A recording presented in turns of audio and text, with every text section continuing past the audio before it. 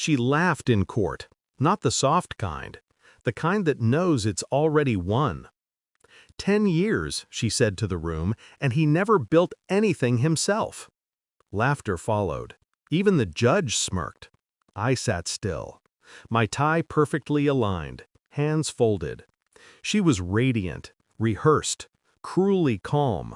The woman I'd once believed in standing beside her work husband, the man she swore was just a partner, nothing more. Her words hit me like nothing had before.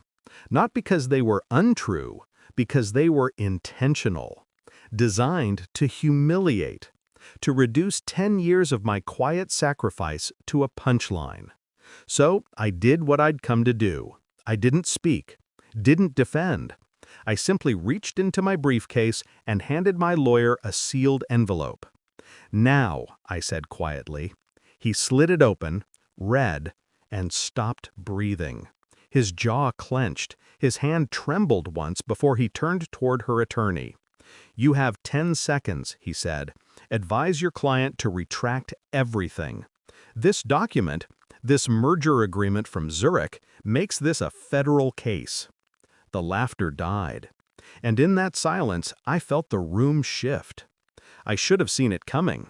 Her business trips, her late-night calls about international clients, the way she stopped including me in meetings once her partner joined.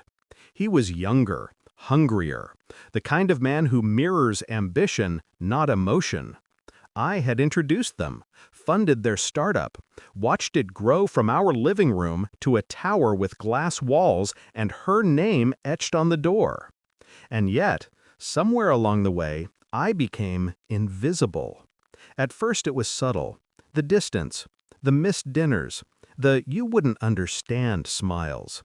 Then came the humiliation, public, casual. She spoke to me like I was the intern who got lucky, not the man who paid every bill that built her empire. But betrayal doesn't happen in a single moment. It happens in whispers, in glances, in the quiet exchange of loyalty for convenience.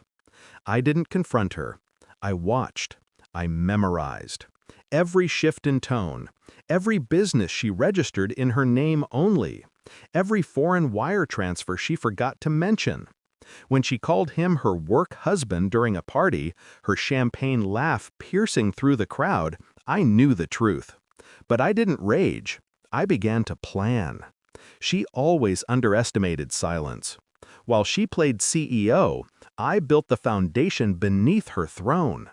Every contract, every investor, every document traced back to me. Quietly, legally. When she asked me to sign over partial rights to expand in Europe, I smiled and told her it was done. It wasn't.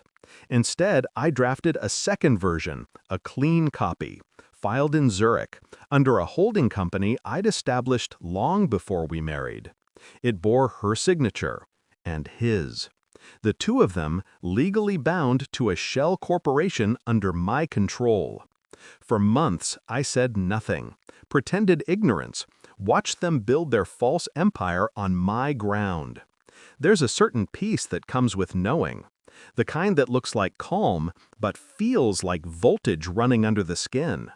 She'd wake beside me, still thinking she was safe, and I'd lie there, counting the days until truth became inevitable. When the subpoena arrived, disguised as a partnership review, I knew the clock had started. She thought it was about money. She never realized it was about truth. The night before the hearing, she was all confidence and silk. He picked her up outside our house. She didn't even hide it anymore. She smiled at me before leaving. Wish me luck. Luck. I stayed up late, revising one last clause. Added a single line to the file, the one that made every asset in the merger subject to federal review under international fraud law. By morning, I was ready. In court, when her laughter filled the air, I let her dig the hole herself. Her arrogance was the perfect witness. Then came the moment. My lawyer opened the envelope, read the papers, and the color drained from his face. Her attorney's voice cracked. What is this?" My lawyer didn't look up. It's ownership, he said, and fraud, and the end of your client's company. I didn't look at her, not yet. I wanted her to feel the silence before she understood it. When she finally turned to me, eyes wide, mouth trembling, she looked small, smaller than I'd ever seen her. "Why?" she whispered after the adjournment. I met her eyes, steady. "Because you taught me something." "What's that?" "That love is just another investment, and you don't keep funding losses." She flinched, tears forming, but I wasn't cruel enough to enjoy them. Cruelty was beneath me now. I simply watched her understand. All the money, all the power, all the empire she thought she'd stolen, already gone. The work husband stood behind her, pale, realizing his future had vanished in the same envelope. I walked out first, calm, unhurried. The courtroom doors closed behind me like a vault. That night, I poured a drink and watched the city lights burn through the rain. 10 years. 10 years of faith turned to proof. People say revenge brings satisfaction.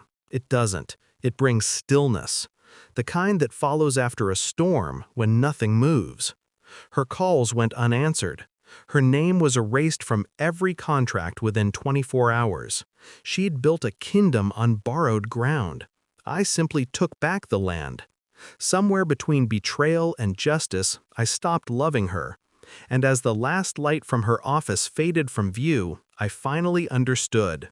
She'd tried to bury me beneath her ambition. I just made sure she dug her own grave first.